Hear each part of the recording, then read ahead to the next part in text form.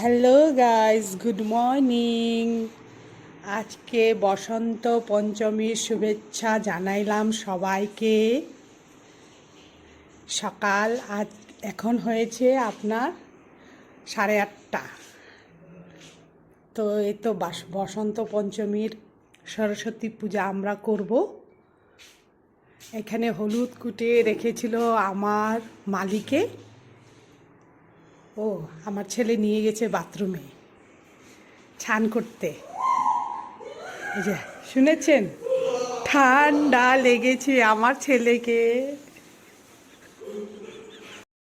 এখন স্নান করতে যাচ্ছি বসন্ত পঞ্চমীর জন্য।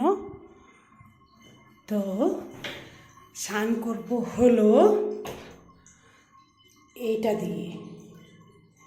এটা হলো হলুদ আর অল্পটুক কেশর মিক্সআপ আছে।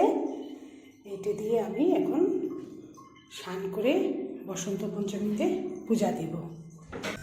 হাই গাইস, এটা হচ্ছে চাউলের গুঁড়ি। এটা পিঠা হবে চাউলের গুঁড়ি দিয়ে, রাইস পাউডার দিয়ে। এই তো আমার ছেলে পূজা দিয়ে আসবে। আসার পরে এটা দিয়ে আমি রুটি বানাবো।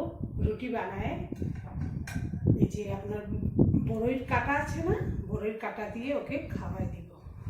এটা আমাদের নিয়ম। আমার শাশুড়ি বলেছে সরস্বতী পূজার যখন পুজো দিয়ে আসবে, অঞ্জলি দিয়ে আসবে, তখন এই চাউলের গুঁড়ির পিঠা বানায়া বাচ্চাদেরকে খাওয়াই দিবি।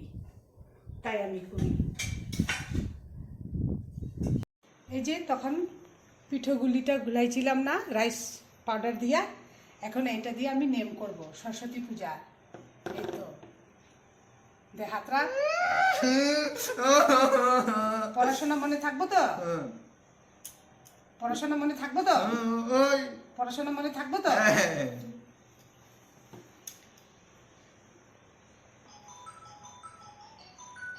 এটা আমাদের সরস্বতী পূজার নিয়ম।